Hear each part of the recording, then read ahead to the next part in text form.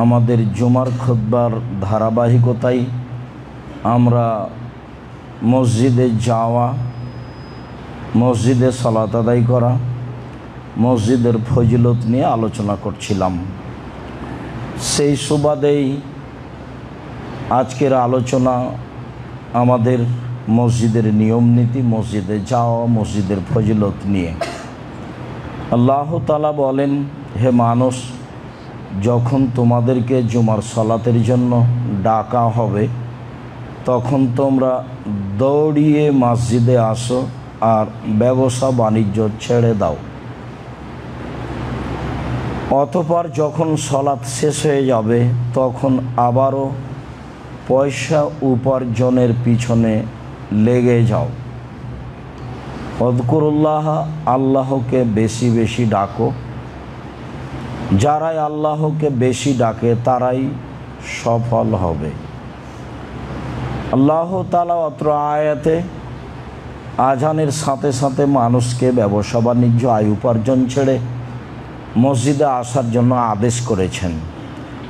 সালাত শেষ হয়ে গেলে আবারও আয় উপার্জনের পিছনে লেগে যেতে বলেছেন। তাতে তিনি বলেছেন, তুমি তোমার শরীরের গতি অনুযায়ী আল্লাহকে ডাকো, তুমি সফল হয়ে যাবা। এই কথা আল্লাহ তাআলা বলেন। তাহলে কাজের ফাঁকে ফাঁকে আল্লাহকে ডাকতে হবে। আমরা এই আয়াতের আলোচনা বিগত দিনে বুঝেছি যে ছুটির দিন বলে কোনো দিন নেই, উপার্জনের জন্য কোনো দিবস নেই। মানুষ প্রতিদিন উপার্জন করবে, এইটা আল্লাহর আদেশ। সেটা জুমার দিন হোক, সেটা শনিবার হোক, সেটা রবিবার হোক, সেটা কোনো জন্মদিবস হোক, সেটা যে দিবসই হোক না কেন, আয় উপার্জন বন্ধ করে অন্য কোনো কাজে লাগবে, আল্লাহ রাসূল তা নাকচ করেছেন। মানুষকে ইবাদত করতে হবে, আয় উপার্জন করতে হবে, এটা আল্লাহর আদেশ।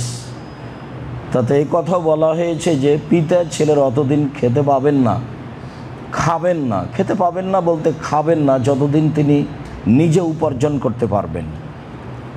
পিতা নিজে উপার্জন করে খাবেন, এটাই তার জন্য শোভনীয়, ভালো। যদি আল্লাহ রাসূল বলেছেন ছেলে ও ছেলের সম্পদ তার পিতার, ছেলে নিজেই নিজের মালিক নয়, ছেলে এবং তার ছেলের অর্থ সম্পদ তার পিতার, এ কথা আল্লাহ রাসূল বলেছেন। তারপরেও পিতা যতদিন কাজ করে খেতে পারবে তিনি কাজ করে খাবেন, এটাই আল্লাহর আদেশ। সম্মানিত দিনী ভাই বোন, বিষয়টি মসজিদের সাথে সম্পৃক্ত। বিগত দিনের দু একটি কথা, তার একটি কথা, আবু হুরায়রা রাদিয়াল্লাহু তাআলা আনহু বলেন, রাসূল সাল্লাল্লাহু আলাইহি সাল্লাম বলেছেন, সালাতুন ফি মসজিদে হাজা, ফি মসজিদি হাজা খায়রুম মিন আলফি সালাতিন ফিমা সিওয়াহু। আমার এই মসজিদে 2 রাকাত সালাত পৃথিবীর যে কোনো অন্য মসজিদের চেয়ে 1000 গুণ উত্তম। এই কথা তিনি বলেন। তাতে তিনি বলেন, তবে মসজিদে হারাম নয়। আমি কাবা ঘরের কথা বলছি না। কাবা ঘর ব্যতীত যত মসজিদ আছে পৃথিবীতে, যে কোনো মসজিদে 2 রাকাত সালাত আদায় করলে জানে কি হবে? আমার এই মসজিদে, মসজিদে নববীতে 2 রাকাত সালাত আদায় করলে তার চেয়ে 1000 গুণ বেশি নেকি হবে। এই কথা মুহাম্মদ সাল্লাল্লাহু আলাইহি সাল্লাম বলেন। তাতে বিগত দিনে আমরা একটা আলোচনা খুব শক্তভাবে বলেছিলাম যে অবশ্যই ওই কথাটির ভিত্তিতে সেখানে সালাত আদায় করতে হবে তা নয়। কি সেটা? আবু হুরায়রা রাদিয়াল্লাহু তাআলা আনহু বলেন, আল্লাহর নবী বলেছেন, মা বাইনা মিম্বারি অবাইতি রাওজাতুন মিন রিয়াজিল জান্নাহ। আমার মিম্বার হতে আমার ঘর পর্যন্ত, যে ঘরে তিনি আয়েশা রাদিয়াল্লাহু তাআলা আনহা সহ থাকতেন, আমার মিম্বার হতে আমার ঘর পর্যন্ত এইটুকু জান্নাতের একটি অংশ। এ কথা তিনি বলেছেন। এ কথার অর্থ এই নয় যে এখানে সালাত আদায় করতে হবে। এবং বিষয়টি আমরা খুব শক্তভাবে পেশ করেছিলাম, মনে আছে বলে আমার অনুমান। তাতে এবছরের হজ সফরে বহু মানুষই হয়তোবা কিছু বলতে চেয়েছেন, যাতে বলতে চেয়েছেন যে সালাত আদায় করা যায়। আর সালাত তো আদায় করা যাবেই সেখানে, কিন্তু আপনাকে ভিন্নভাবে প্রস্তুতি নিয়ে সালাত আদায় করতে হবে কেন? এর কি প্রমাণ? এইটুকু তাতে আমি বলেছি, আল্লাহর নবী বলেননি, সাহাবিগণ বলেননি, তাবেগণ করেননি, তাবেগণ করেননি, পৃথিবীর কোনো বিদ্বান এ কথা বলেননি যে এখানে সালাত আদায় করলে বেশি নেকি হবে। বলে হিসাব ওই কথা আবারও চূড়ান্তভাবে বলছি, মসজিদ নববী বর্তমানে যা আছে 100 বছর পরে যদি তার 4-10 গুণ বেশি হয়ে যায়, যে পর্যন্ত এরিয়া করা হবে সেই পর্যন্ত কোনো এক জায়গায় 2 রাকাত সালাত আদায় করলে পৃথিবীর যে কোনো মসজিদ থেকে 1000 গুণ বেশি নেকি হবে। এ কথাই ঠিক। এটা হলো মসজিদে নববীর মান। রাসূল যেটুকু বড় করেছিলেন সেটুকু মসজিদে নববী। পৃথিবীর মানুষ প্রয়োজনে যত বড় করবে সেটুকু মসজিদে নববী। এর অর্থ এই নয় যে যেটুকুকে তিনি রাওজাতুম মিন রিয়াজিল জান্নাহ বললেন সেইটুকুতে সালাত আদায় করতে হবে। সেটুকু তিনি কি বলেছেন? এই লম্বাভাবে বলেছেন, তার কি তিনি মাপ দিয়েছেন? সেখানে তিনি সালাত আদায় করতে বলেছেন। কেন এত বাড়াবাড়ি করতে হবে? প্রমাণ ছাড়া বাড়াবাড়ি ভুল। আপনি এটার কোনোদিনও করার চেষ্টা করবেন না। পৃথিবীতে যেখানে যারা বাঙালি আছেন, আমি আপনাদের সকল দিনই ভাই বোনকে বলছি, রাসূলকে উপেক্ষা করে কিছু করার চেষ্টা করবেন না। শেষে ইহকালও যাবে, শেষে পরকালও যাবে। কম করেন সেটাই ভালো, বেশি করে বিদাত করবেন সেটা ভালো নয়। রাসূল সাল্লাল্লাহু আলাইহি সাল্লাম বলেছেন, আব্দুল্লাহ ইবনে উমর বলেন যে কানান নবী সাল্লাল্লাহু আলাইহি সাল্লাম ইয়াতি মসজিদ কুবা কুল্লা সাবতিন মাশিয়ান ওয়া রাকিবান। আল্লাহর নবী মসজিদে নববী থেকে প্রত্যেক সপ্তাহে একদিন বা শনিবার তিনি পায়ে হেঁটে বা বাহনে উঠে কোবা মসজিদে যেতেন। মসজিদে নববী থেকে প্রায় 3 কিলোমিটার দূরে। তিনি সেখানে 2 রাকাত সালাত আদায় করতেন। তাতে তিনি বলেছেন, মসজিদে কোবাতে যদি কেউ 2 রাকাত সালাত আদায় করে আর অজু করে বাড়ি থেকে আসে, হোটেল থেকে অজু করে বের হয়ে সেখানে 2 রাকাত সালাত আদায় করে, তাহলে সে একটা উমরার সমান নেকি পাবে। হাদিস সহিহ। এ কথাই ঠিক। মসজিদে নববীতে গিয়ে 40 ওয়াক্ত সালাত আদায় করতে হবে, 5-8 40, তার মানে 8 দিন থাকতে হবে। সেই সুবাদে সব হাজিকে নিয়ে এসে মদিনায় 8 দিন রাখা হয়। কাবা ঘরে জামাত ধরার প্রয়োজন হয় না, আর মসজিদ নববীতে জামাত ধরতে হবে, আর 40 ওয়াক্ত সালাত আদায় করতে হবে, তাহলে দুনিয়া হয়ে যাবে। এত বড় নোংরা জঘন্য বর্বর কথা রাসূল সাল্লাল্লাহু আলাইহি ওয়াসাল্লামের নয়। ভুল হিসাব। যেখানে আল্লাহ রাসূল বলেছেন যে 40 দিন তাকবীরে তাহরিমা পাবে, 40 দিন জামাতের সলাতে তাকবীরে তাহরিমা পাবে, সেটা জঙ্গলে জামাত হোক নাহলে মসজিদে জামাত হোক, জামাতে যদি মানুষ 40 দিন তাকবীরে তাহরিমা পায়, তাহলে তার 2টা কাজ। 1, জাহান্নামের তালি থেকে নাম কেটে দেওয়া হবে। 2, মুনাফিকি তালিকা থেকে তার নাম কেটে দেওয়া হবে। মুনাফিকি তালিকায় তার নাম থাকবে না, আর জাহান্নামের তালিকায় তার নাম থাকবে না। এই কথা মুহাম্মদ সাল্লাল্লাহু আলাইহি সাল্লাম বলেন। মসজিদে নববীতে 40 ওয়াক্ত সালাত আদায় করতে হবে। মসজিদে রাসূলের কবরের কাছে গিয়ে হাত বাড়িয়ে সালাম দিতে হবে। রাসূল আপনাকে হাত বাড়িয়ে সালাম দিবে। হজের নামে টাকাটি লস। এমনি তো আমি বলে থাকি, যারা হজ করতে যায় সারা পৃথিবীর মহিলা পুরুষ, তাদের 1 নাম্বার লস বানানো দোয়া পড়া। রাসূলের দোয়া দিয়ে হয় না, তখন তারা বানানো দোয়া পড়ে। এটা হলো 1 নাম্বার লস, মানে ও গেছে। 2 নাম্বার হলো প্রায় সবাই মুআল্লিমের সাথে ভালো আচরণ করতে পারে না বিভিন্ন কারণে। কারণ আছে, এ কথাই ঠিক। কারণ সামনে রেখে ওখানে প্রতিশোধ নিতে হবে, এ কথা ঠিক নয়। আর তৃতীয় যেটা আমি মনে করি, সেটা হলো আমি দেখে যে যারা একাধিক উমরা করছে, তামিম মসজিদে গিয়ে, আয়েশা মসজিদে গিয়ে এহরাম বেঁধে উমরা করছে, তাদের খুব বড় লস, তারা ব্যবসায় লসে আছে, মানে এটা গেছে। বহুবার বললাম আপনারা একজন আর একজনকে জানানোর চেষ্টা করেন। আয়েশা রাদিয়াল্লাহু তাআলা আনহা উমরা চলাকালীন তওয়াফ করছিলেন, তো চট করে হায়েজ আসলো, এটা নারীদের ব্যাপার, তো কান্নাকাটি করছেন। আল্লাহ নবী বলছেন কি ব্যাপার আয়েশা, কাঁদছো কেন? তুমি তাহলে ঋতুবতী? জি, আপনাদের তো উমরা হবে, আমার তো আর হলো না। তখন আল্লাহ রাসূল বলছেন আরে কাঁদো কেন, এইটা তো আদমের মেয়েদের উপরে করে দেওয়া হয়েছে, এখানে তো তোমার স্বাধীনতা নেই। তা হাজিরা যা করে তা করো, তওয়াফ করো না। সালাত আদায় নেই আর তওয়াফ নেই, তওয়াফ ও সালাত কি দিয়ে আপনাকে বুঝায়? কত প্রেম প্রীতি তওয়াফ চলাকালীন, কত বউকে ধরে আছে, আরো কত কাকে, আর কত কিভাবে ছবি উঠাচ্ছে, আর সারা পৃথিবীতে ছবি দেখাচ্ছে আর গল্প চলছে, তার নাম তওয়াফ। আল্লাহ রাসূল বলছেন আকিলুল কালামা ফি তওয়াফে ফাইনা তওয়াফ সালাত, তোমরা একেবারেই কথা কম বলো সালাত তওয়াফে, কেননা তওয়াফ ও সালাত কল্যাণপূর্ণ কথা ছাড়া তওয়াফে বলবা না। তওয়াফ ও সালাত, সেখানে এত ছবি আর এত সেলফির সাথে তওয়াফ আছে, এগুলো একটা ফ্যাশন। এই যে প্রতি রামাজানে যাচ্ছে আহাল পরিবার নিয়ে, এটা আস্ত ফ্যাশন। ফকির মিসকিন নেয়, দান করতে পারেন না, সেখানে দেশে ফকির মিসকিন পাওয়া যায় না। আরে ফকির মিসকিন যদি নাই পাওয়া যায় তো শেষ পর্যন্ত তো জামিয়া সালাফে আছেই। সম্মানিত দিনী ভাই বোন, ধর্ম এমন নয় আপনি যেটা মনে করেছেন সেটা নয়। আর আরাফার মাঠকে মূল্যায়ন করার মতো তো পরিবেশ মানুষের থাকে না। আরাফার মাঠে বেশি মারামারি হয়, হইচই গন্ডগোল হয়, জায়গায় পায় না অনেক মানুষ, জায়গাতে আবার সংকীর্ণ, কে কার কথা শোনে, কে কার কথা মানে, যার যেটা প্রয়োজন সে সেটা বলে নেই।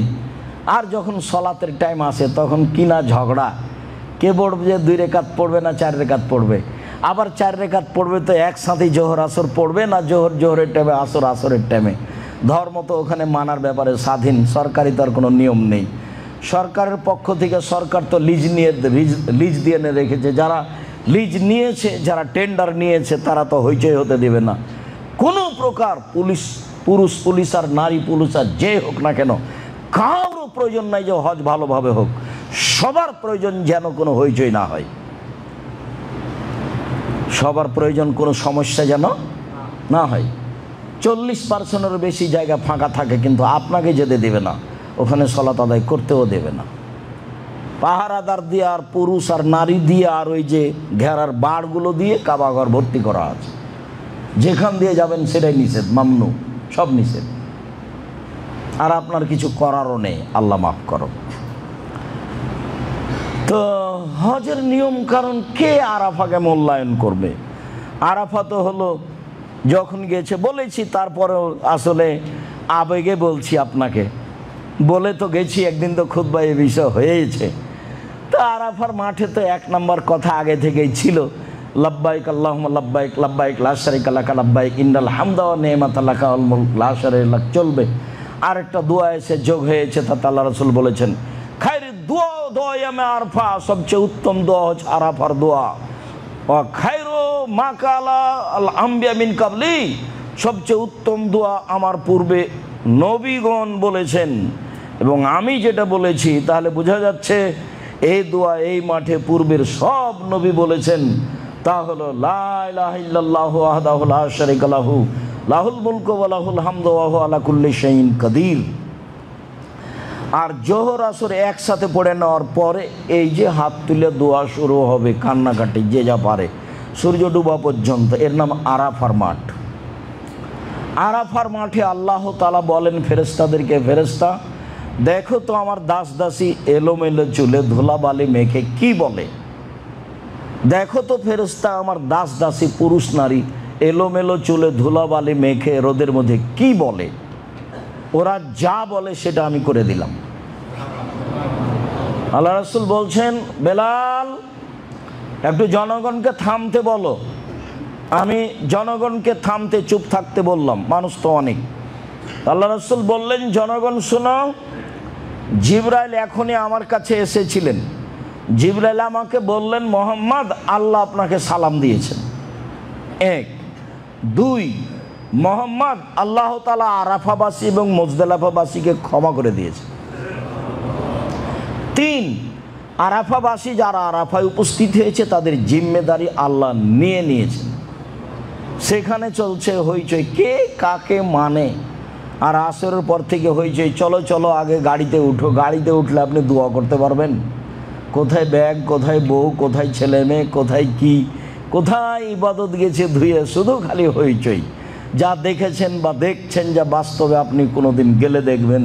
যাক, বলছিলাম রাসূল সাল্লাল্লাহু আলাইহি সাল্লাম প্রত্যেক দিন, প্রত্যেক সপ্তাহে শনিবারে পায়ে হেঁটে বা বাহনে উঠে মসজিদে কুবাতে যেতেন। কোনো দিন গেলে মসজিদে কুবাতে যেতে হবে 2 রাকাত সালাত আদায়ের জন্য। রাসূল সাল্লাল্লাহু আলাইহি সাল্লাম বলেছেন তাতে কবুল হজের সমান নেকি হবে। উল্লেখ্য যে এখানে একটি কথা বিগত জুমায় হয়তো বা অনেক মহিলা বা পুরুষ বুঝতে পারেননি। সেটা হলো এই যে মসজিদের নববীতে 1000 গুণ বেশি নেকি হবে। আর বলেছিলাম কাবা ঘরে কি হবে?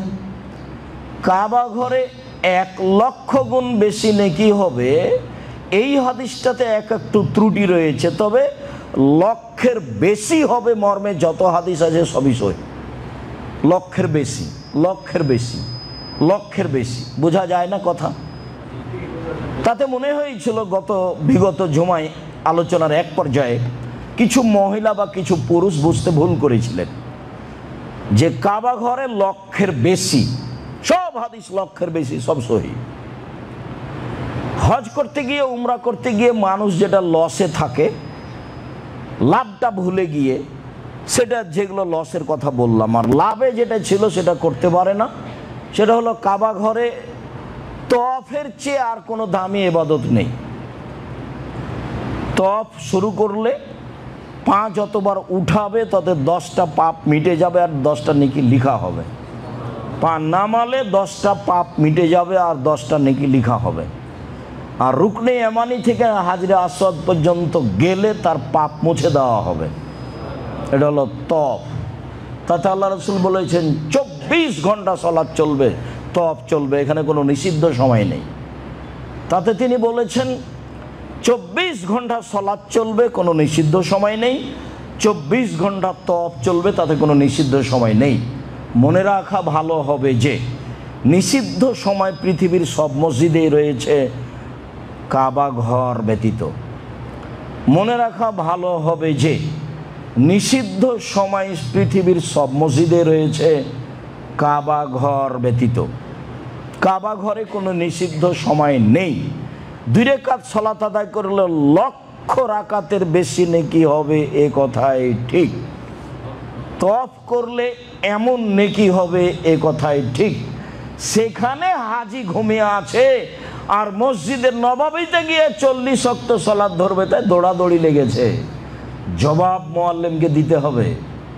যারা দায়িত্ব পালন করছে, যারা বই লিখেছে, তাদের দিতে হবে। আমার বুঝে আল্লাহ আমাকে মাফ করো, আমি আমার তদন্তে বলছি, আমার কথাই চূড়ান্ত এ কথা নয়।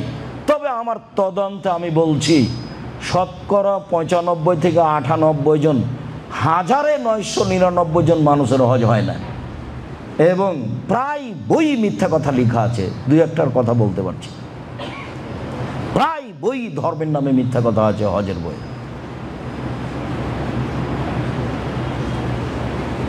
সম্মানিত দিনী ভাই বোন, বলছিলাম উসাইদ রাদিয়াল্লাহু তাআলা আনহু বলেন রাসূল সাল্লাল্লাহু আলাইহি সাল্লাম বলেছেন, ইজা দাখালা আহাদুকুমুল মসজিদা ফালিয়াকুল আল্লাহুম্মা ইফতাহ লি আবওয়াবা রাহমাতিক। কোনো ব্যক্তি যখন মসজিদে ঢুকবে তখন সে যেন বলে, আল্লাহ আমার জন্য তুমি তোমার রহমতের দরজা খুলে দাও। এই দিয়ে ঢোকা হয় মসজিদে। আল্লাহ তুমি আমার জন্য তোমার রহমতের দরজা খুলে দাও, এই নিয়ে ঢোকা হয় মসজিদে। বাকি কি করছে সেটা আমি আপনি জানি। ওয়াইদা খারাজা ফালিয়াকুল, আর যখন মসজিদ থেকে বের হবে তখন বলবে, আল্লাহুম্মা ইন্নী আসআলুকা মিন ফাদলিক, আল্লাহ আমি তোমার কাছে অনুগ্রহ চাচ্ছি। এখন কাজে নামবো। এখন আয় উপার্জনের নামবো, টাকা পয়সা দাও। এতক্ষণ যা করেছি তার রহমত, তাসবিহ তাহলিল জিকির আজকার করেছি, আর এখন কাজে নামবো, টাকা পয়সা দিয়ে দাও, যা হারিয়ে গেছে ব্যবসা বাণিজ্য ঠিক করে দাও। এখন বের হচ্ছে আয় উপার্জনের জন্য। আল্লাহুম্মা ইন্নী আসআলুকা মিন ফাজলিক, আল্লাহ আমি তোমার অনুগ্রহ চাচ্ছি। কি অনুগ্রহ? জমি জায়গা, বাড়ি ঘর, আহাল পরিবার, ছেলে মেয়ে, টাকা পয়সা, যা কিছু দুনিয়াতে প্রয়োজন। আবু কাতাদা রাদিয়াল্লাহু তাআলা আনহু বলেন, রাসূল সাল্লাল্লাহু আলাইহি সাল্লাম বলেছেন, যা দাখালা আহাদুকুমুল মসজিদা ফালিসাল্লি রাকাতাইনি ক্বাবলা ইয়াজলিসা, যখন তোমাদের কোনো ব্যক্তি মসজিদে প্রবেশ করবে তখন সে যেন বসার পূর্বে 2 রাকাত সালাত আদায় করে।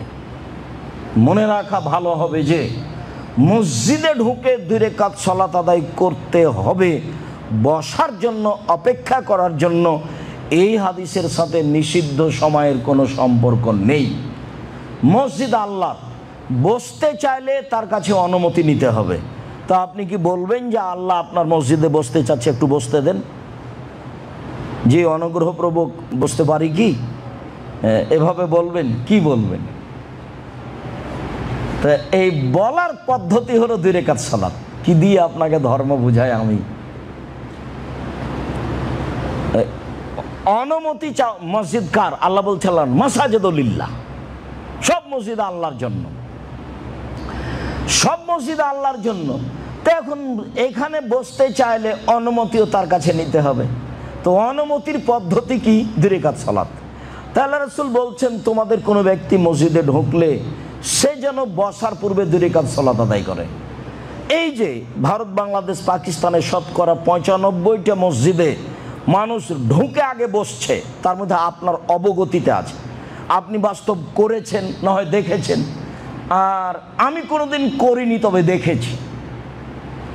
আপনি করেন না হয় দেখেছেন, গত জুমায় আপনি যেখানে ছিলেন সেখানেই করেছেন, আপনি ঢুকে আগে বসেছেন। এটা রাসূলের সাথে অন্যায় আচরণ করা হয়েছে। আল্লাহ রাসূলের সাথে অন্যায় আচরণ করে অনুমতি ছাড়া আপনি মসজিদে বসেছেন, রাসূলের আদেশকে আপনি অমান্য করেছেন। ভুল হিসাব, নিষিদ্ধ কোনো সময় নেই এই 2 রাকাতের জন্য। সারা পৃথিবীর যে কোনো মসজিদে যে কোনো সময়ে ঢুকে যদি বসতে চাই তাহলে তাকে অনুমতি নিতে হবে। অনুমতি হচ্ছে 2 রাকাত সালাত। এই 2 রাকাত সালাতের জন্য নিষিদ্ধ সময় নেই, এটাই চূড়ান্ত।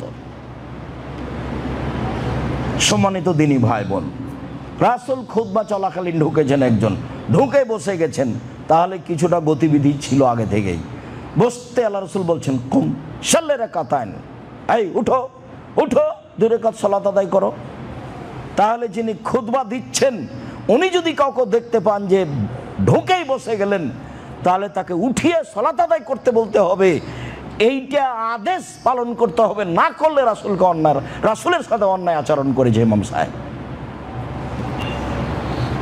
ইমাম যদি দেখতে পান যিনি খুতবা দিচ্ছেন যে একটা লোক ঢুকে বসে গেছে, তাহলে ইমামের জরুরি কর্তব্য কি? তাকে বলবেন উঠেন, 2 রাকাত সালাত আদায় করেন। তারপরে খুতবা চলাকালীন আল্লাহ রাসূল আদেশ করছেন, উঠতে বলছেন। সম্মানিত দিনী ভাই বোন, বিষয় বুঝে একটু আমল করার চেষ্টা করি। আল্লাহুম্মা সাল্লি আলাইহি, আল্লাহুম্মা বারিক আলাইহি।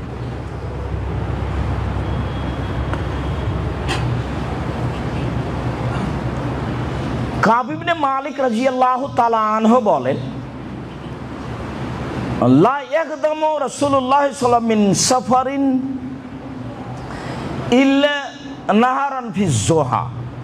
রাসূল সাল্লাল্লাহু আলাইহি ওয়াসাল্লাম যখনই সফর থেকে বাড়িতে আসতেন তখন সাধারণত সকাল 8টা-9টার দিনে আসতেন।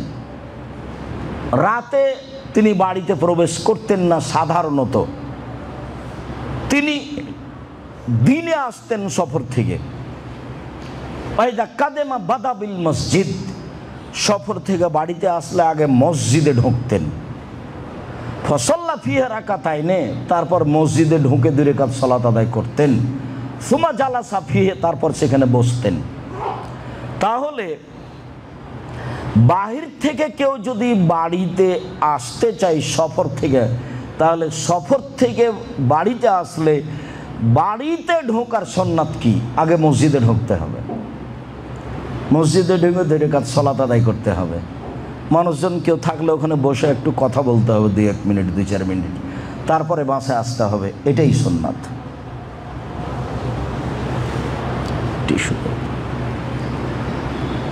রাসূল সাল্লাল্লাহু আলাইহি সাল্লামের এটা নিয়মিত সুন্নাত। আমরা যখন আসব তখন এইটুকু সুন্নাত পালন করার চেষ্টা করতে হবে। আনাস রাদিয়াল্লাহু তাআলা আনহু বলেন, আবু হুরায়রা রাদিয়াল্লাহু তাআলা আনহু বলেন, রাসূল সাল্লাল্লাহু আলাইহি সাল্লাম সামিয়া রাজুলান ইয়ানসুদু যাল্লাতান ফিল মসজিদ, একটা লোককে হারিয়ে যাওয়া জিনিস খুঁজতে চললেন মসজিদে। একটা লোক বলছে আমার কাপড় হারিয়ে গেছে, বা আমার টুপি হারিয়ে গেছে, আমার টাকা হারিয়ে গেছে, কেউ পাইলে একটু দিবেন। এইভাবে একটা লোক হারিয়ে যাওয়া জিনিস খুঁজছে মসজিদে। তখন আল্লাহ রাসূল বললেন, ফালিয়াকুল, সে যেন বলে, আল্লাহ রাসূল বলছেন সে যেন বলে, লা রাদ্দাহাল্লাহু আলাইকা। আল্লাহ রাসূল বললেন, লা রাদ্দাহাল্লাহু আলাইকা, তোমার হারিয়ে যাওয়া জিনিস যেন আল্লাহ তোমাকে ফেরত না দেয়। কেন? ফাইনাল মাসাজিদ আল্লাম তুবনা লিহাজা, মসজিদ হারিয়ে যাওয়া জিনিস খোঁজার জন্য নয়, মসজিদ হারিয়ে যাওয়া জিনিস খোঁজার জন্য নয়। হাদিস কিন্তু বুখারী মুসলিম, খুব ভালোভাবে মনে রাখতে হবে। এখন কিন্তু গ্রামের মসজিদে বলা হয় ছাগল হারিয়ে গেছে সে কথা, টাকা হারিয়ে গেছে সে কথা, আর মরা মানুষের খবর মাইকে বলা হয়। মরা মানুষের খবর দিতে হবে, হাদিস বুখারী মুসলিম। মরা মানুষের খবর চিৎকার করে দেওয়া যাবে না, এই হাদিসও বুখারী মুসলিম। চিৎকার করা কেন যাবে না? আগে মানুষ মারা গেলে ঢোলাই দেওয়া হতো। ঢোলাই বুঝি না আমরা? আগে তো গ্রামে বলতো, ঢোলের উপরে মারতো, ঢাকের উপরে মারতো বাড়ি, আর লোকটা চলে যেত আর বলতো আজকে বিকাল 3টায় অমুক হবে। বা কেউ জিজ্ঞাসা করতো কি ব্যাপার, কিসের ঢোলাই? বলে আজকে অমুক জায়গায় কাচারিতে বিকাল 3টায় বৈঠক আছে।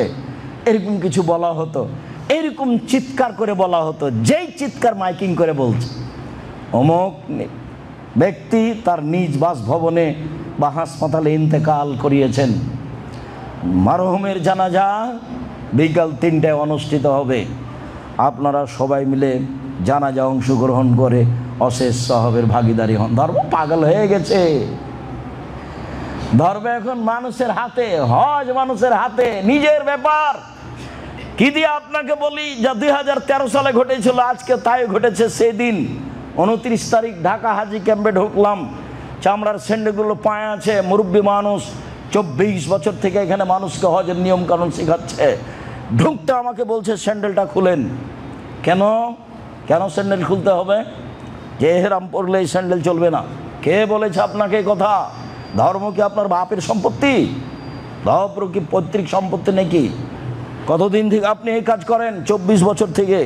24 বছর থেকে মানুষের হজ নষ্ট করেছেন। এহরাম আমি জুতা পরিবর্তন করব কেন? কে আপনাকে কথা বলেছে? যান আপনি বলে দিন আজ থেকে। 24 বছর থেকে আমি মানুষের হজ নষ্ট করেছি। আব্দুর রাজ্জাক বিন ইউসুফ বলেছেন। রাসূল সাল্লাল্লাহু আলাইহি সাল্লাম এহরাম বাঁধার জন্য জায়গা উল্লেখ করেছেন। ভারত, বাংলাদেশ, পাকিস্তান এলামলাম এহরাম বাঁধবে, এমনও তার অন্তর্ভুক্ত। তাতে তিনি বলেছেন এমানবাসীর জন্য এলামলাম। তারপরে তিনি বলেছেন হুন্না লাহুন্না, এইসব এলাকার জন্য এই জায়গা। তারপরে তিনি বলেছেন ওমান আতা আলাইহিন্না, সারা পৃথিবীর মানুষ যারা এমানের উপর দিয়ে পার হবে, এই জায়গার উপর দিয়ে তারা এলামলামে এহরাম বাঁধবে। ভারত, বাংলাদেশ, পাকিস্তানের মানুষ ঢাকা থেকে যাক, করাচি থেকে যাক, বোম্বাই থেকে যাক, কলকাতা থেকে যাক, সব বিমান এলামলামের উপর দিয়ে পার হয়। এবং বৈমানিকের পক্ষ থেকে বলা হয় এখন থেকে নিয়ে 30 মিনিটের মধ্যে বিমান এলামলামের উপর দিয়ে পার হবে, এই কথা বলা হয়। এবং অনেক বিমানে বলা হয় এহরাম এহরাম এহরাম। আপনি কাপড় পরেছেন ভালো কথা, অসুবিধা হতে পারে বিমানে, এইখানে আপনাকে লাভবাহিক বলতে হবে কেন? ভদ্রলোক বলছে যে বাড়ি থেকে এহরাম বাঁধলে হবে। আমি এখন কি বলতে পারি? তা আমার চট করে ধরা পড়েছে। এই কথা তো আমাকে 2013 সালে বলেছিল, এই মুরব্বী তাহলে বলেছিল। অনেক কিছু বললাম এখানে রুজি উপার্জন করতে হবে না। যদি কোথাও না পাওয়া যায় রুজি, তাহলে ভিক্ষা করে খেতে হবে। আপনি মুরব্বী মানুষ, ভিক্ষা করে খাওয়া লাগবে না, জামিয়া সালাফে আসেন, কোনো কাজ দেওয়ার চেষ্টা করবো ইনশাআল্লাহ।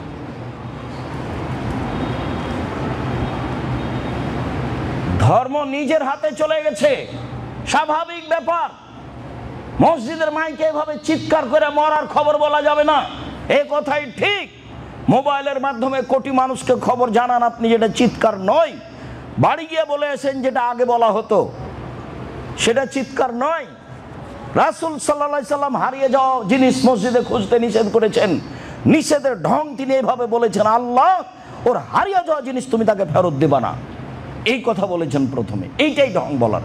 আপনি যদি মসজিদে কেউ হারিয়ে যাওয়া জিনিস খুঁজছে শুনতে পান, তাহলে আপনি বলবেন, তাহলে রাসূলের আদেশ পালন করা হবে যে আল্লাহ তুমি তাকে এই জিনিস ফিরিয়ে দিও না, এটাই আদেশ। তারপরে বলছেন ফাইনাল মাসাজিদ আলাম তুমরা লিহাজা, মসজিদে এই জন্য বানানো হয়নি। অথচ মসজিদে আল্লাহর নবী বিবাহ পড়াতেন, মসজিদে আল্লাহ রসুল বিচার আচার করতেন, মসজিদে আল্লাহ রসুল সাহাবীদের পড়াশোনার ব্যবস্থা করতেন, মসজিদে অনেক কিছু করতেন। মসজিদে হদ বাস্তবায়ন করতে নিষেধ করেছে। একটা লোককে 100 লাঠি পিটাতে হবে, সেটা মসজিদে করা হবে না, বাইরে নিয়ে যেতে হবে। মসজিদে অনেক কিছু করা যায়, এ কথাই ঠিক, মানুষের সামাজিক। আবার অনেক কিছু করা যায় না, এ কথাই ঠিক। তার একটা হারিয়ে যাওয়া জিনিস মসজিদে খোঁজা যায় না, যা রাসূল সাল্লাল্লাহু আলাইহি ওয়াসাল্লাম কঠোরভাবে নাকচ করেছে। আবু হুরায়রা রাদিয়াল্লাহু তাআলা আনহু বলেন, রাসূল সাল্লাল্লাহু আলাইহি ওয়াসাল্লাম বলেছেন, মান আকালা শাজারাতাল মুনতানাতা ফালা ইয়াকরাবান্না মসজিদানা। কোনো ব্যক্তি যদি গন্ধযুক্ত খাদ্য গাছ খায়, পেঁয়াজ রসুন বা অন্য যত কিছু খাদ্যে মুখ গন্ধ করবে, যত কিছু খাদ্য দুনিয়াতে আছে খাওয়ার পরে মুখে গন্ধ থাকবে, ফালা ইয়াকরাবান্না মসজিদানা, সে যেন আমার মসজিদের নিকটে না আসে। ওটা খাওয়া না যায় যে কথা নয়, ওটা আপনি খেতে পারেন, ওটা হালাল জিনিস, খেতে পারেন। কিন্তু খেয়ে আপনি মসজিদে আসবেন যখন আপনার মুখে গন্ধ আছে, তা নয়। কেন? ফাইনাল মালাইকাতা তাতাওয়াজ্জা মিম্মা ইয়াতাওয়াজ্জাল ইনসু মিনহু। যেখানে মানুষ কষ্ট পায় সেখানে ফেরেশতা কষ্ট পান, যেখানে মানুষ কষ্ট পায় সেখানে ফেরেশতা কষ্ট পান, যেখানে মানুষ কষ্ট পায় সেখানে ফেরেশতা কষ্ট পান, তাহলে ফেরেশতা আরো বেশি পান। জিবরাইল আলাইহিস সালাম আমাদের নবীকে বলতেন মুখ পরিষ্কার করেন। আমি এই কথা বলিনি যে জিবরাইল আলাইহিস সালাম মুহাম্মদ সাল্লাল্লাহু আলাইহি ওয়াসাল্লামের মুখ গন্ধ করেন। যিনি আমার বিরুদ্ধে কথা বলেছেন, আমার কাছে তিনি কি চাইবেন? ক্ষমা। আল্লাহকে বলতে হবে আমার ভুল হয়েছে, আল্লাহ তুমি ক্ষমা করো। আল্লাহর নবী মানুষ, তার মুখে মানবিক গন্ধ ছিল, যার কারণেই তিনি যখন তখন মেশাক করতেন। কেন? তিনি নূরের তৈরি নন। আমি মানবিক গন্ধ বললাম তো আপনার গা জ্বলে উঠলো কেন? কেন জ্বলে উঠবে? যদি ঝকঝকাই মুখ থাকে তাহলে ঘুম থেকে উঠে মুখ পরিষ্কার করেন কেন? সালাতের পূর্বে তিনি মুখ পরিষ্কার করতেন কেন? বাহির থেকে ভিতরে ঢুকলেই তিনি মুখ পরিষ্কার করতেন কেন? দেখেন, পবিত্রতার আলোচনায় বিস্তারিত বলা আছে। আবার আলোচনা ফিরিয়ে নিয়ে এসে দেখেন পবিত্রতার আলোচনা মেসাক নিয়ে আলোচনা করার সময়তে তিনি সেখানে, আমি একটা হাদিসের ত্রুটি আছে কিছুটা, সেটাও বলা হয়েছে যে আল্লাহ রাসূল বলছেন যে জিবরাইল যত আমাকে মুখ মেসাক করার কথা বলছেন, তাতে মনে হচ্ছে আমি মুখের সামনের দিক ছিলেই ফেলি নাকি। তো জিবরাইল আলাইহিস সালাম কয়বার মুখ দাঁত পরিষ্কার করেন? দিনে? একদিনও করেন না। কেন? তার এটা প্রয়োজন নাই, তিনি নূরের তৈরি। আর আমাদের নবী কিসের তৈরি? মাটির তৈরি। ভুল হিসাব, আপনার হিসাবই ভুল। মুহাম্মদ সাল্লাল্লাহু আলাইহি ওয়াসাল্লাম নূরের তৈরি নন, মুহাম্মদ সাল্লাল্লাহু আলাইহি ওয়াসাল্লাম মাটির তৈরি। তার পিতা ছিলেন, তার মাতা ছিলেন, তিনি স্বামী স্ত্রীর মাধ্যমে দুনিয়াতে এসেছেন। তিনি খেতেন, তিনি পেশাব করতেন, তিনি পায়খানা করতেন, তিনি মানুষ। তার স্ত্রী ছিল, তার চলাফেরা ছিল মানুষের মতো। তিনি মানুষের সঙ্গে উঠতেন, বসতেন, সামাজিক কথা বলতেন, সব কিছু করতেন। তিনি একটা মানুষ। আপনার আমার মধ্যে পার্থক্য, নবী সম্মানী পার্থক্য। নবী জিবরাইল তার কাছে আসেন, আমার কাছে আসেন না। আর আয়েশা রাদিয়াল্লাহু তাআলা আনহা বলছেন, জালা নবী বলছেন, আয়েশা তোমাকে জিবরাইল সালাম দিল। আয়েশা বলছেন, ঠিক আছে, আপনাকেও সালাম, জিবরাইলকেও সালাম। আপনি তো জিবরাইলকে দেখতে পান না, আমি তো দেখতে পাই না। এক বিছানায় তিনজন, জিবরাইল আলাইহিস সালাম, মুহাম্মদ সাল্লাল্লাহু আলাইহি সাল্লাম এবং আয়েশা রাদিয়াল্লাহু তাআলা এক বিছানায় তিনজন, এক ল্যাপের নিচে তিনজন, বুখারী মুসলিমের হাদিস। অথচ আয়েশা রাদিয়াল্লাহু তাআলা দেখতে পান না কোথায় জিবরাইল। ওনার পদার্থ ভিন্ন, জিবরাইলের তৈরি পদার্থ ভিন্ন, মুহাম্মদ সাল্লাল্লাহু আলাইহি সাল্লামের তৈরি পদার্থ ভিন্ন। অতএব ইসলামকে ইসলামের গতিতে, মুহাম্মদ সাল্লাল্লাহু আলাইহি সাল্লামের নীতিতে মেনে নিতে হবে। তাহলে আমি ভালো মনে রাখতে হবে, চিরদিন বলে আসছি, এক গিলাস পানি পান করতে যেই ধর্মে 5টা বিধান লাগে সেই ধর্মে এমনি চলে না। এক গিলাস পানি পান করতে যেই ধর্মে 5টা বিধান লাগে, 1 ডান হাতে ধরতে হবে, 2 বিসমিল্লাহ বলতে হবে, 3 বসে পান করতে হবে, 4 3 শ্বাসে পান করতে হবে, 5 বসে পান শেষে আলহামদুলিল্লাহ বলতে হবে। এক গ্লাস পানি পান করতে যে ধর্মে 5টা বিধান লাগে সে ধর্ম এমনিতেই চলে, মগের মুল্লুকের মতো, এ কথা ঠিক নয়। আনাস রাদিয়াল্লাহু তাআলা আনহু বলেন, রাসূল সাল্লাল্লাহু আলাইহি সাল্লাম বলেছেন, আল বোজা কফিল মসজিদে খাতিয়াতুন ওয়া কাফফারাতুহা দাফানুহা। মসজিদে থুথু ফেলা পাপ, গুনাহ, সিকান, থুতু, শ্লেষা, ময়লা, আবর্জনা, আপনার জানা অনুপাতে যার নাম আবর্জনা, যার নাম ময়লা আপনি মসজিদে ফেলতে পাবেন না। আর যদি পড়েই যায় বা ফেলে দেওয়াই হয় তো কাফফারাতুহা দাফানুহা, এই পাপের কাফফারা হচ্ছে তা পরিষ্কার করতে হবে, মিটিয়ে দিতে হবে। আল্লাহ বলছেন ইব্রাহিম আলাইহিস সালামকে, বাপ বেটাকে মসজিদ পরিষ্কার করে রাখেন, যারা তওয়াফ করতে আসবে তাদের জন্য, যারা সালাত আদায় করবে তাদের জন্য। ইব্রাহিম আলাইহিস সালামকে বলছেন আল্লাহ, আর ইসমাইল আলাইহিস সালামকে বলছেন মসজিদ পরিষ্কার করে রাখেন। তাহের বাইতি লিত তায়েফিন, আমার ঘর পরিষ্কার করে রাখেন। এবারে সরকারিভাবে মসজিদ নববীকে পরিষ্কার করা হয়। একটা খেজুরের বীজ আপনি যদি ফেলে দেন সেটা 3 মিনিট পড়ে থাকবে এটা মনে হয় না, 30 সেকেন্ডের মধ্যে সেটা উঠিয়ে নেওয়ার মানুষ আছে। হাজার হাজার লাখ লাখ কর্মচারী মানুষ আছে তাকে পরিষ্কার করার জন্য।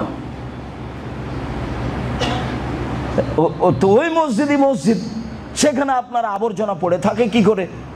সেখানে আপনি কেমন একটা কর্মচারী রেখেছেন, ওদিকে পেশাবখানা, ওইদিকে পায়খানা, ওইদিকে আবর্জনা, ওইদিকে ল্যাব, ওইদিকে তোষক, সব কিছু যতটুকুর নাম সালাত আদায় করার জায়গা ততটুকু একবারে ঝকঝকে করে রাখবেন, এটাই ঠিক।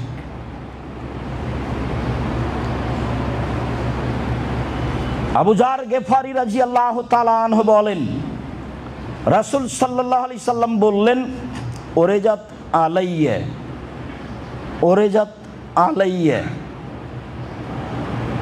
আমালা উম্মতি, আমার কাছে আমার উম্মতের সব আমল পেশ করা হলো। হাদিস বুখারী মুসলিম।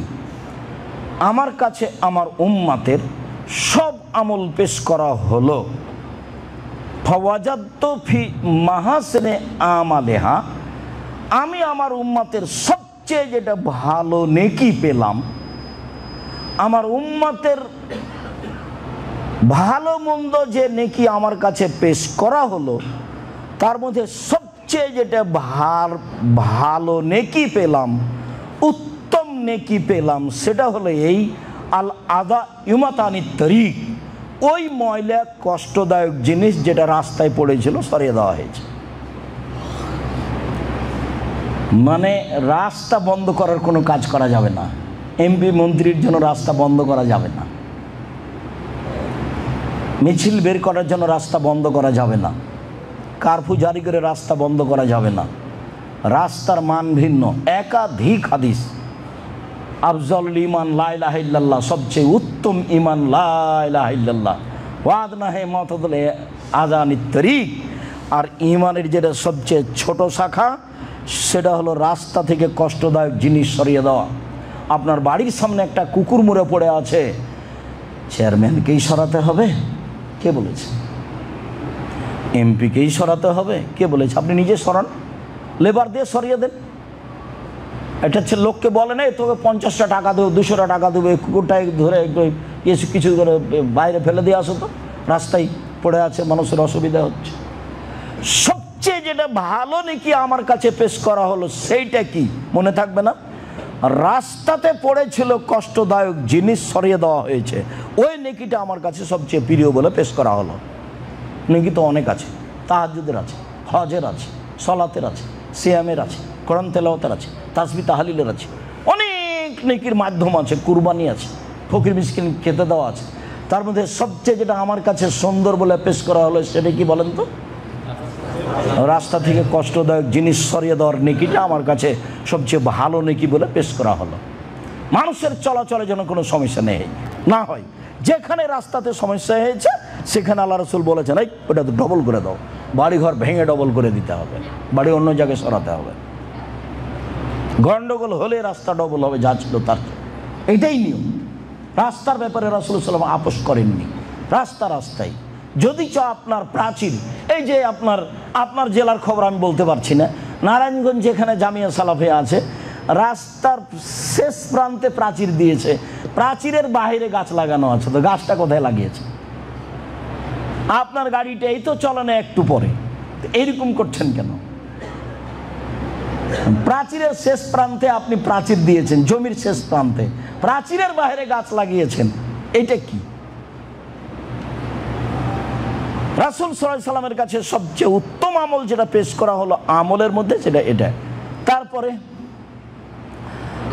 অমিন মাসাবিয়া আমালেহা, আমার উম্মতের সবচেয়ে যেটা খারাপ আমল আমার কাছে পেশ করা হলো সেটা হলো আন-নুখাতো ফিল মসজিদে তাকুনু ফিল মসজিদে লা তুদফানু, ময়লা মসজিদে পড়ে আছে সেটা সরানো হলো না, উনি জানেন যে এটা ময়লা, তারপর ও নিজে সরালো না, আর ওই গুনাহটা আমার কাছে সবচেয়ে খারাপ গুনাহ বলে পেশ করা হয়েছে।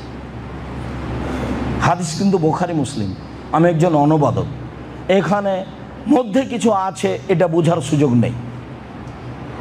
আমার কাছে যেটা সবচেয়ে খারাপ পাপ বলে পেশ করা হলো সেটা আপনার চোখের সামনে বা আপনার পক্ষ থেকে ময়লা মসজিদে পড়ে গেল, সেটা আপনি সরালেন না, সেটা হলো খারাপ পাপ বলে রাসূলের কাছে পেশ করা হলো, যা রাসূল সাল্লাল্লাহু আলাইহি ওয়াসাল্লাম বলেন। আবু হুরায়রা রাদিয়াল্লাহু তাআলা আনহু বলেন, রাসূল সাল্লাল্লাহু আলাইহি ওয়াসাল্লাম বলেছেন, মান কামা ইলা সালাহ, তোমাদের কোনো ব্যক্তি যদি সলাতে দাঁড়ায় তাহলে ফালা ইয়াবসুক আমামাহু, সামনের দিকে যেন থুথু না ফেলে। থুথুর তো প্রয়োজন হতেই পারে, নাকের আপনার শ্লেষার শিকানের প্রয়োজন হতেই পারে, তো কি করতে হবে? তোমাদের কোনো ব্যক্তি যদি সলাতে দাঁড়ায় তাহলে সে সামনের দিকে থুথু না ফেলে। কেন? ইন্নামা ইউনাজিল্লাহ, ও তো আল্লাহর সাথে চুপে চুপে কথা বলছে। আমিন ছাড়া সলাতের মধ্যে কোনো জায়গায় জোরে হবে না, সব চুপে চুপে। সামি আল্লাহু লিমান হামিদা রাব্বানা লাকাল হামদ হামদান কাসীরান তাইয়িবান মুবারাকান ফি, একজন সাহাবী জোরে বলেছিলেন, তার পূর্বেও কেউ কোনোদিন জোরে বলেননি, পরেও কেউ কোনোদিন জোরে বলেননি, আর এটা সাহাবীদের নীতি ছিল না। তারপরে দুই সিজদার মাঝের দোয়া, আল্লাহুম্মা গফিরলি ওয়ারহামনি ওয়াহদিনি ওয়াআফিনি ওয়ারযুকনি, এটা ইমাম শাফি রাহিমাহুল্লাহর পক্ষ থেকে জোরে বলার কথা আছে। ভারত বাংলাদেশ পাকিস্তানে যারা চার মাযহাবের কোনো একটা মাযহাব মানতে হবে বলেই মুসলিম পার্সোনাল ল খ্রিস্টানেরা চেয়েছিল, খ্রিস্টান শাসকেরা, ব্রিটেনের আসা শাসকেরা, তখন এই আহলে হাদিস যারা তারা বলেছিল আমরা শাফিউল মাসলাকের লোক। ওই সুবাদে এখনও যারা আহলে হাদিস বলে নিজেকে দাবি করে, অনেকেই মনে করে যে দুই সিজদার মাঝের দোয়া জোরে বলতে হবে, রাব্বানা লাকাল হামদ হামদান কাসীরান তাইয়িবান মুবারাকান ফি, এই দোয়া জোরে বলতে হবে। আপনার মনে রাখা ভালো হবে যে আমিন ছাড়া কোনো অংশ জোরে হবে না। কেন? যে ব্যক্তি সালাত আদায় করছে সে তার প্রতিপালকের সাথে চুপে চুপে কথা বলছে। ইউনাজিল্লাহ, সে আল্লাহর সাথে চুপে চুপে কথা বলছে, কথা আল্লাহর নবী বলেন। তারপরে বলছেন ওয়ালা ইয়াবসুকান ইয়াসারিহি ইয়ামিনিহি, ডান দিকে যেন থুথু না ফেলে। কেন? ফাইন্না আন ইয়ামিনিহি মালাকান, ডান দিকে ফেরেশতা রয়েছেন। তাহলে বাম দিকে ফেরেশতা থাকে না, বিশেষ যারা কিছু করে তারা ডান দিকেই থাকে। আল্লাহ রাসূল তো এভাবে বলছেন, এখন বলছেন ওয়াল ইয়াবসুকান ইয়াসারিহি, বাম দিকে থুথু ফেলে যেন, আও তাহাতা রিজলিহি, পায়ের নিচে ফেলে যেন, অফিরাতিন তাহাতা রিজলিল ইসরা, বাম পায়ের নিচে ফেলে যেন।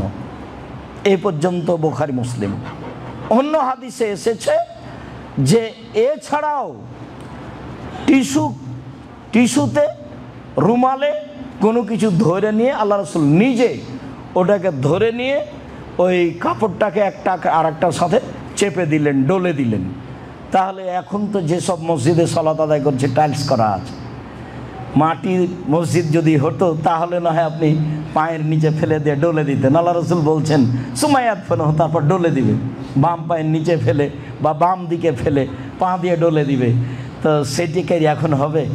তাহলে এখনকার জন্য পথ আর একটা হাদিস আছে, সময়ের গতিতে আবারও আসবে, তখন বলবো। আপাতত আজকের মতো ওই অংশ থেকে এটুকু বলে রাখলাম যে থুথু টিস্যু পেপারে ধরে নিতে হবে।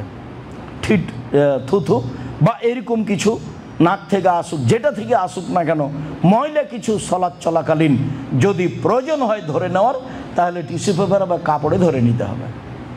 কাপড়ে ধরে নিয়ে আপনার জন্য যেটা সহজ হয়, আল্লাহ রাসূল এভাবে দেখালেন, তিনি এভাবে ডলে দিলেন।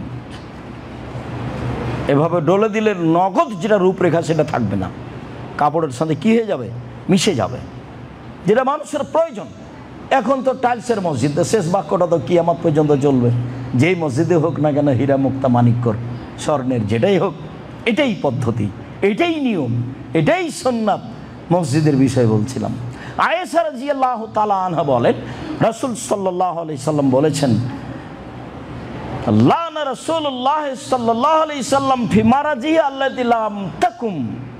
আল্লাহ রাসূল ওই অসুস্থ অবস্থায় বলেছিলেন যেই অসুস্থতা থেকে তিনি আর ভালো হননি, যাতে তিনি আয়েশা রাদিয়াল্লাহু তাআলার কোলেই ইন্তেকাল করেছেন, দুনিয়া ত্যাগ করেছেন। সেই অসুস্থতায় তিনি বলেছিলেন, লানাল্লাহুল ইয়াহুদা ওয়ান নাসারা ইত্তাখাযু কুবুর আনবিহিম মাসাজিদা। আল্লাহ ইহুদি খ্রিস্টানদের প্রতি অভিশাপ করুক, তারা কবরকে মসজিদ তৈরি করেছে, কবরের পাশে মসজিদ করছে বা মসজিদের সাথে কবর দিচ্ছে। মানুষ মনে করছে যে মসজিদের পাশে কবর দিতে হবে, মানে কবি নজরুল ইসলাম বুঝতে পারেনি, বলেছেন মসজিদের পাশে কবর দিও ভাই। তাহলে কবরের শাস্তি হতে এই গুনাহ আর পাইবে রেহাই। ওইসব বাক্য বলা আছে, যেটা বক্তব্যের কোনো জায়গায় বলা আছে যে কবি নজরুল ইসলাম ভুল বলেছেন, মসজিদের পাশে কবর দিয়ে যদি গুনাহ মাফ হয়ে যায়, তাহলে তো ধনী মানুষ বাড়িতে একটা করে মসজিদ করবে, সামনে যা করলাম বাড়ি ঘরে করলাম, একটা মসজিদও করি, ছেলেরাকে বলে যাবে মসজিদের পাশে আমার কবর দিও। বল হিসাব, যদি আপনার পিতার কবর কাবা ঘরের নিচে ঢুকিয়ে দেওয়া হয়, এক পয়সা লাভ হবে না। বহুদিন আগে থেকে এই কথা বলে আসছি, কাবা ঘরের নিচে যদি আপনার পিতার কবর দিয়ে দেওয়া হয়, এক পয়সা লাভ হবে না। আমল অনুযায়ী বিচার হবে, এই কথাই ঠিক। জন্দব রাদিয়াল্লাহু তাআলা আনহু বলেন, রাসূল সাল্লাল্লাহু আলাইহি সাল্লাম বলেন, আলা ওয়াইন্না মান কানা কাবলাকুম কানু ইয়াত্তাখিজুনা কুবুর আনবিয়াহিম ওয়া সালিহিম মাসাজিদা। অতীতের মানুষেরা নবী এবং সৎ মানুষের কবরে মসজিদ তৈরি করত। তাহলে এই কথা নতুন নয়, যুগ যুগ ধরে চলে আসছে, শতাব্দীর পর শতাব্দী চলে আসছে যে মানুষ কবরকে মসজিদ তৈরি করে,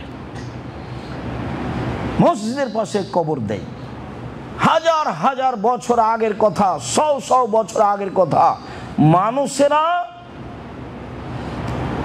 সৎ মানুষের কবরকে, নবীগণের কবরকে মসজিদ তৈরি করত।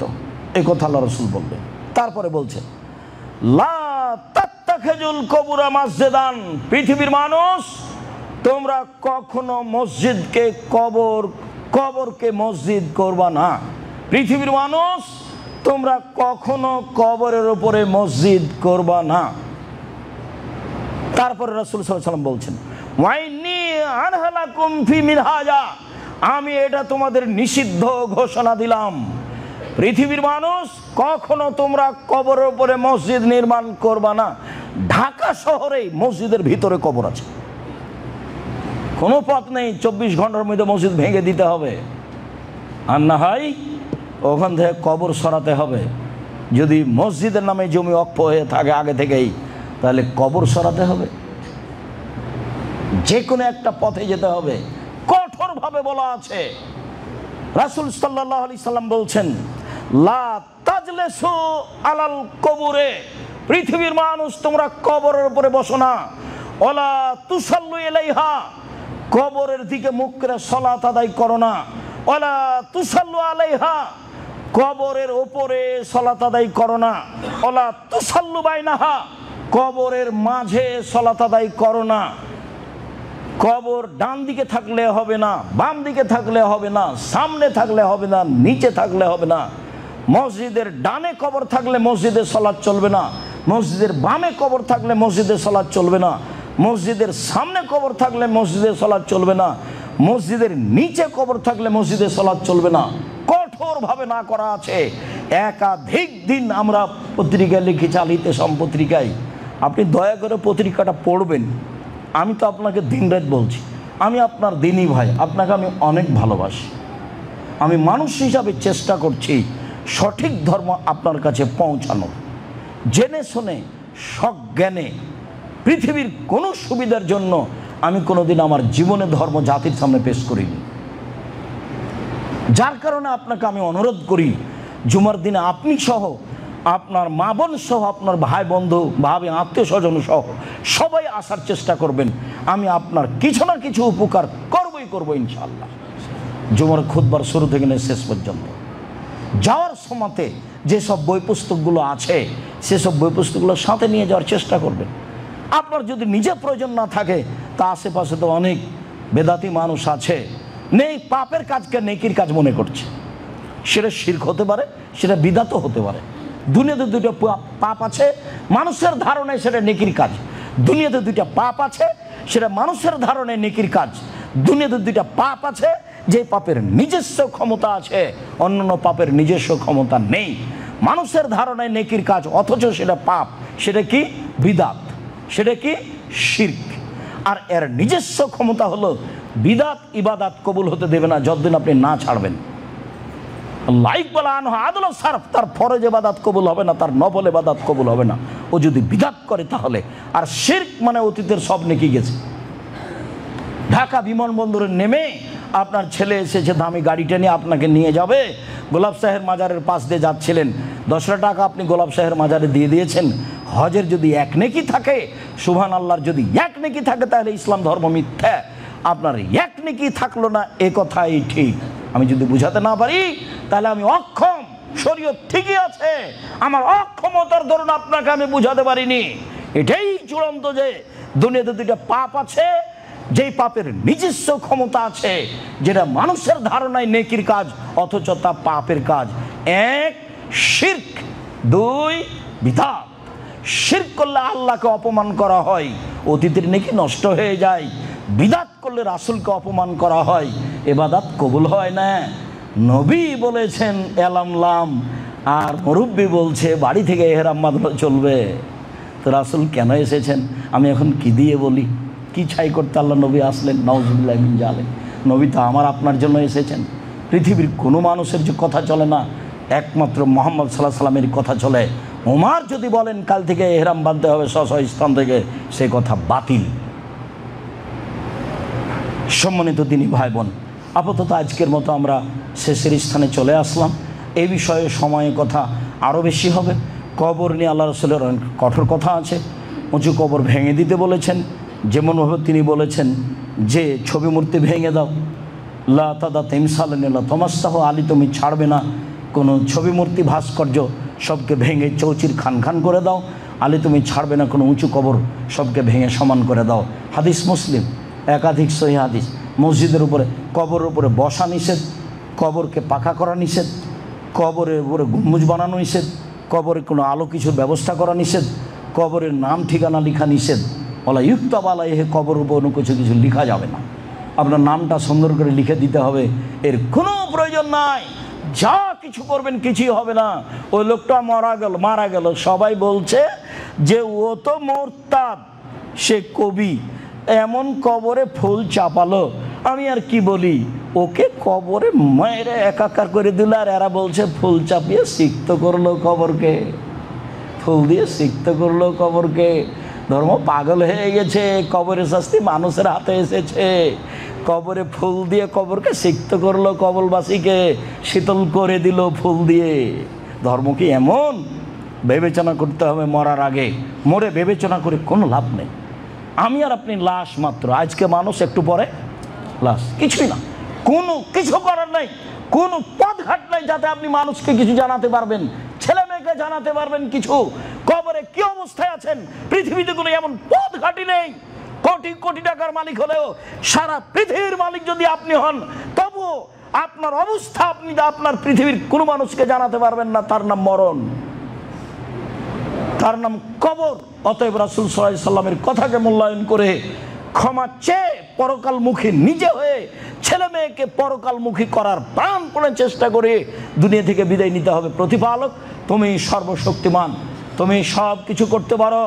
তোমার দরবারে জানাচ্ছি, আজকে ইহুদি খ্রিস্টান ক্ষমতা দেখিয়ে মুসলমানের উপরে নির্যাতন চালাবে, নির্দ্বিধায় মুসলমানকে হত্যা করবে। তোমাকে আজিজ বলে বিশ্বাস করি, তুমি পরাক্রমশালী, তুমি বিশাল ক্ষমতার অধিকারী। মানুষ ফেরাউনকে একেবারে নিঃস্ব করে পানিতে ডুবিয়ে দিয়েছ, এটা তোমাকে বিশ্বাস করি। তুমি সর্বশক্তিমান। আজ পৃথিবীর সবচেয়ে শক্তিশালী সম্পদ, সামান্যতম শক্তিশালী জাতি, সামান্যতম ঝড় বৃষ্টি দিয়ে তাকে ধ্বংস করেছ। আজকে তোমার চোখের সামনে, তোমার দৃষ্টিতে কোটি কোটি মুসলিম পুরুষ নারী নির্যাতিত হচ্ছে, একেবারে খোলা মাঠে মারা যাচ্ছে, বাড়িতে হাসপাতালে। তুমি দেখতে পাচ্ছ। তোমার সবচেয়ে শক্তির কাছে আমরা আশা দাবি রেখে বলছি, তুমি এসব অত্যাচারী জালেমকে, ইহুদি খ্রিস্টানকে তোমার ক্ষমতা দিয়ে, তোমার কৌশল দিয়ে ধূলিসাৎ করে দাও। এই দাবি তোমার কাছে রাখছি। তুমি পারো, এমন কোনো কারো কাছে দাবি করিনি যে করতে পারে না। তোমার কাছে দাবি করেছি তুমি সব কিছু করতে পারো। এরকম ক্ষমতার অধিকারীকে টিপে দেওয়া তোমার কাছে কোনো ব্যাপার নেই। তোমার চোখের সামনে হাজারো পুরুষ নারী নির্যাতিত হয়ে মারা যাবে, এটা আমরা তোমার কাছে চাচ্ছি না। তুমি সর্বশক্তিমান, তুমি আমাদেরকে তোমার ক্ষমতা দেখিয়ে অসহায় পুরুষ নারীকে আমাদের সামনে রক্ষা করো, মুসলিমকে রক্ষা করো। মুসলিম তোমাকে মানে, মুসলিম তোমাকে জানে, মুসলিম তোমাকে চিনে। তুমি মুসলিমকে রক্ষা করো। যারা তোমার নবীকে মানে না, যারা তোমাকে চিনে না, যারা নিজের ক্ষমতায় চলতে চায়, তারা যতই ক্ষমতার অধিকারী হোক, তারা তোমার কাছে খড়কুটারও সমান নয়। অতএব তুমি তাদেরকে ধূলিসাৎ করে দাও। তোমার দরবারে জুমার খুতবার শেষে এই ধারালো দাবি দাওয়া রেখে আজকের জুমার খুতবা এখানেই শেষ করলাম।